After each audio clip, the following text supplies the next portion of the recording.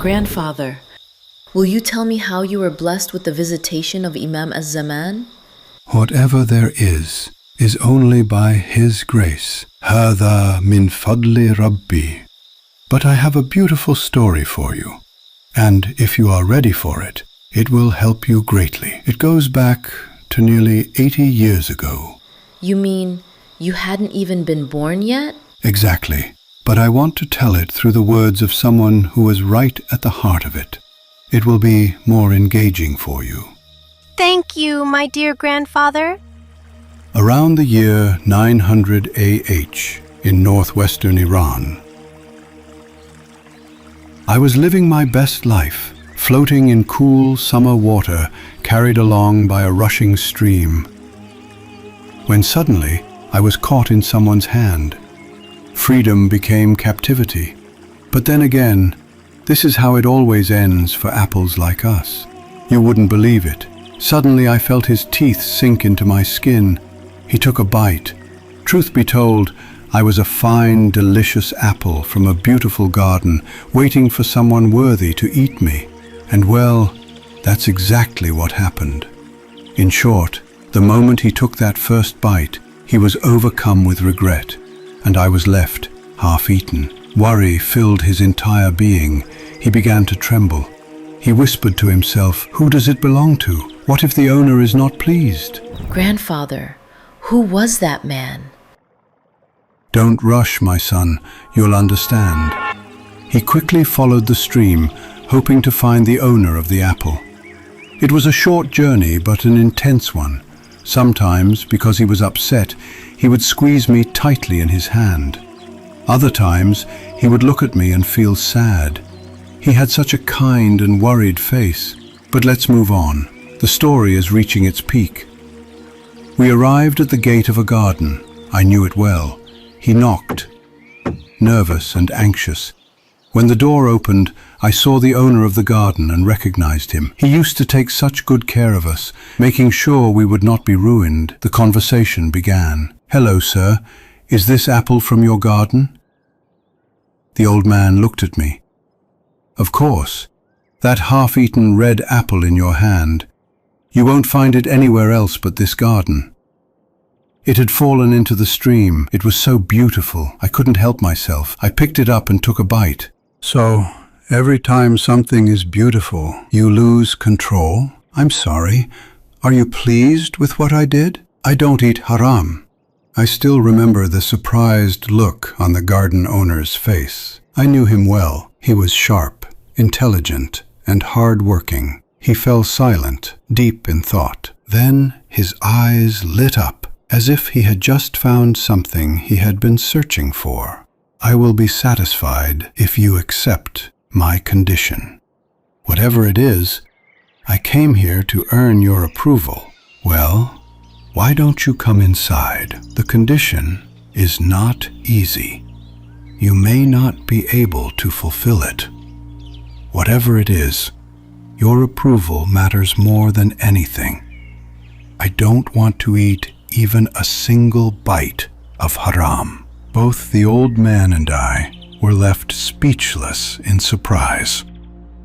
A young man, this honest, this truthful, this pure? The old man's eyes suddenly lit up, and that meant something. He stated his condition. What a condition it was. "What, sir? You must marry my daughter. Only then will that apple become halal, and that's final."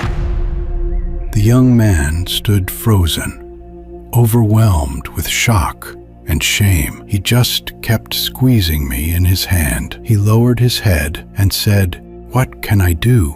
My faith matters more." But it didn't end there. The real story was only just beginning.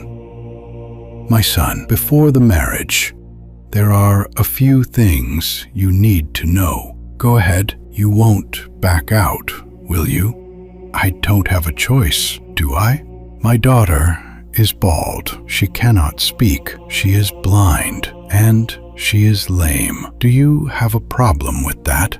"What? For one apple from your garden? My garden is not just any garden. Its fruit is not just any fruit. And my approval is no small thing, at least not for you. The young man said to himself, "Oh Lord, what should I do?" And meanwhile, I was almost crushed in his hands. The old man, eager and waiting, kept his eyes fixed on the young man, watching to see what his answer would be. The young man whispered to himself, "Oh Sahib al-Zaman, what should I do?" He lifted his head. "Protecting my faith is more important. I accept." In any case, the garden owner did not delay. He said, "I will perform the marriage contract myself." The words were recited, and the young man was sent to meet his blind and mute bride.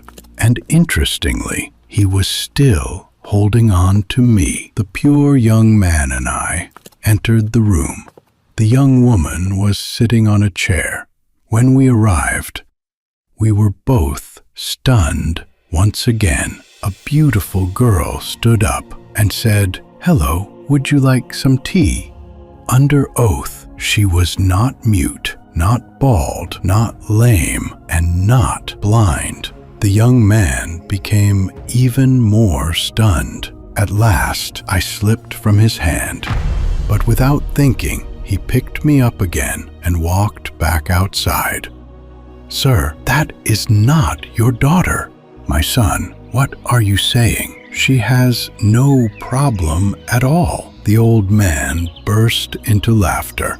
"Yes, she is my daughter and your wife. She is righteous. I said she was bald because no stranger has ever seen her hair. I said she was mute because no stranger has ever heard her voice. I said she was blind because her eyes have never looked at what is not halal. And I said she was lame because her feet have never walked to a place that would displease her Imam. This is the fruit of my garden. I told you, you won't find fruit like this just anywhere. You are worthy of this fruit. She is the result of years of my hard work. That's enough now. You've squeezed that apple so much it's crushed. Go on, eat it and finish it. Don't waste it." And in the end, a good and righteous man ate me, my father and your grandfather. And you became the son of that young man, the famous Muqaddas Ardabili. What a story! What a garden and what fruit! So was that the reason you were granted the visitation of the Imam? Of course, parents have a great influence, and I have never forgotten my pure mother and father. But the arms of Imam al-Zaman are open to everyone, no matter their condition.